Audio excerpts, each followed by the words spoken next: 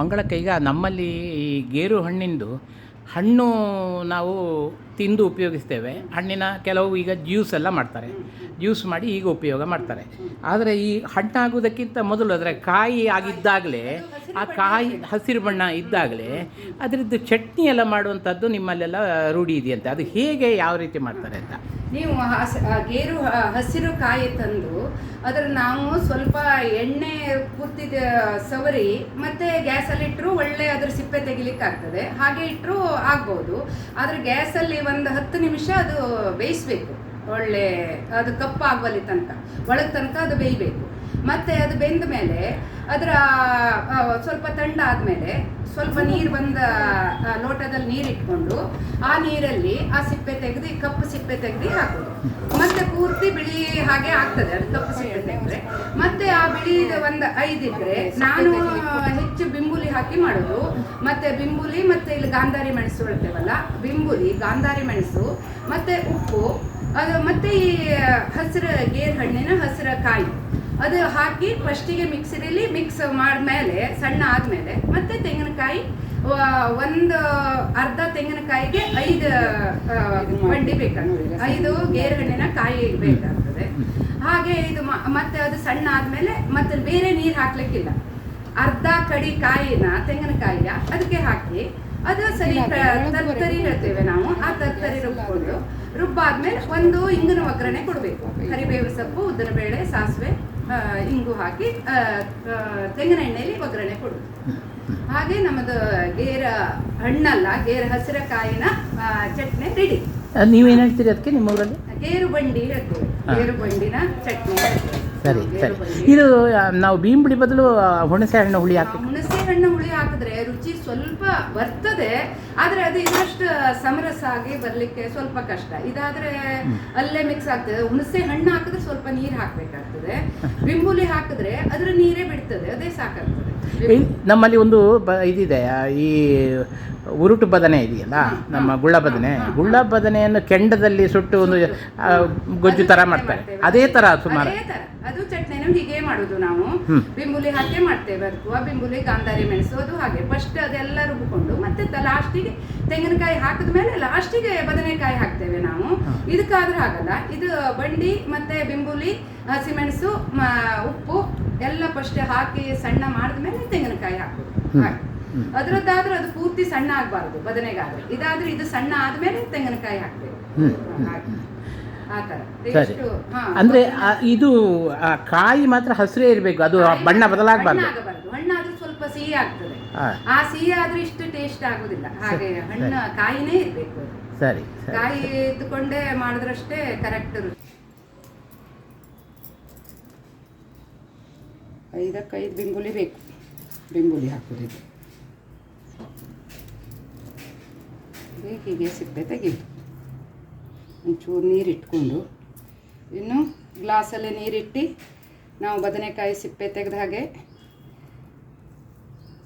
ಸ್ವಲ್ಪ ಎಣ್ಣೆ ತಿಕ್ಕೊಂಡ್ರೆ, ಎಣ್ಣೆ ಹಾಕಿ ಮೇಲೆ ಎಣ್ಣೆ ಇಟ್ಕೊಂಡ್ರೆ ಒಳ್ಳೆ ಸಿಪ್ಪೆ ತೆಗಿಲಿಕ್ಕೆ ಬರ್ತದೆ. ಈಗಾದರೂ ಸ್ವಲ್ಪ ಸಿಪ್ಪೆ ಇದ್ದರೆ ಏನು ತೊಂದರೆ ಇಲ್ಲ. ಅದರ ಪರಿಮಳನೇ ಬೇರೆ ಥರ ಆಗ್ತದೆ. ತುಂಬ ಕಪ್ಪಾಗ್ತದೆ ಹೇಳೋ ಲೆಕ್ಕದಲ್ಲಿ ಸಿಪ್ಪೆ ಪೂರ್ತಿ ತೆಗೆಯೋದು.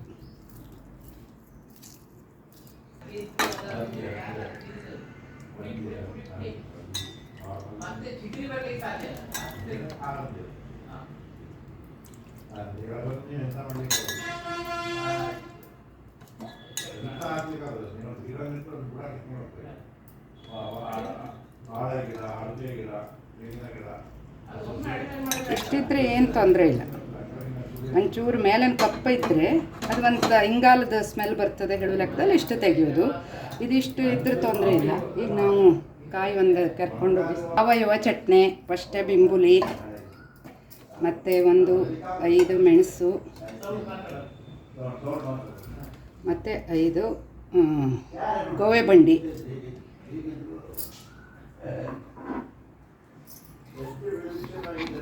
ಮತ್ತು ನಮ್ಮ ಊರಿನ ಕೆಂಪು ಉಪ್ಪು.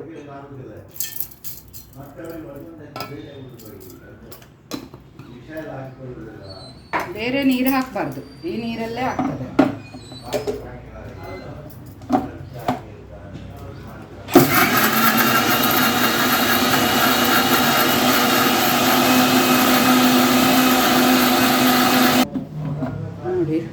ಪರಿಮಳ ನೋಡಿ ಈಗ.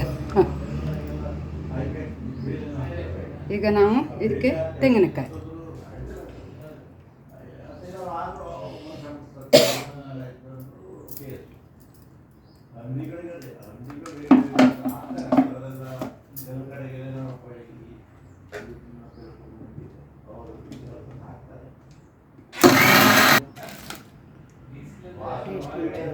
ಮತ್ತು ಬೇಕಿದ್ರೆ ತೆಂಗಿನಕಾಯಿ ಹಾಕ್ತೀವಿ ನೋಡಿ. ಈಗ ಒಂದು ಒಗ್ಗರಣೆ ಸರಿ, ಒಂದು ತೆಂಗಿನ ಎಣ್ಣೆಯಲ್ಲಿ ಒಗ್ಗರಣೆ ಬಿಡಬೇಕು. ಕಡಿ ಚಟ್ನಿ ಬೇಕಿದ್ದರೆ ಈ ಥರ, ಇನ್ನೊಂದು ಚೂರು ನೈಸ್ ಆಗಬೇಕು ಹೇಳಿದ್ರೆ ನಾನಿದು ನೀರೇ ಹಾಕಲಿಲ್ಲ, ನೀರು ಹಾಕದೆ ಮಾಡಿದ ಚಟ್ನಿ. ಇದೀಗ ನಾಳೆಗಾದರೂ ಈ ಥರ ಹೀಗೇ ಇರ್ತದೆ, ಏನು ತೊಂದರೆ ಇಲ್ಲ. ನೀರು ಹಾಕಿದ್ರೆ ಸ್ವಲ್ಪ ಅದೇ ದಿವಸನೇ ಖರ್ಚು ಮಾಡಬೇಕು. ಒಗ್ಗರಣೆ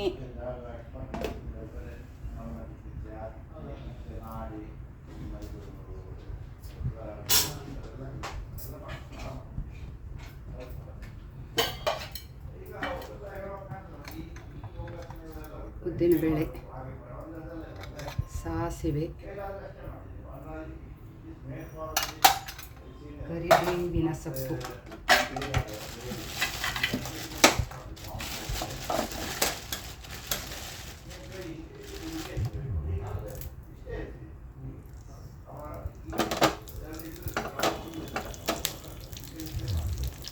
ಸ್ವಲ್ಪ ಹಿಂಗೆ ಹಾಕಬೇಕು.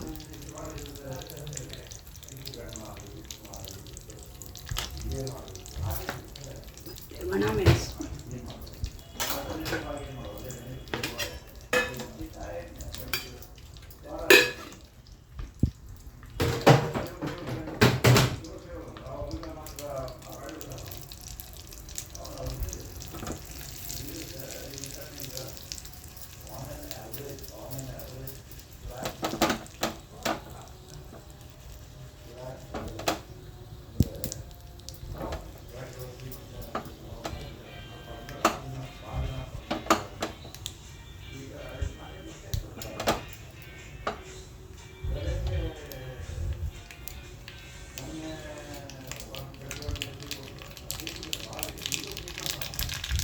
ಒಗ್ಗರಣೆ ಪುಟ್ಟ ಕೂಡಲೇ ಹಾಕಲಿಕ್ಕೆ.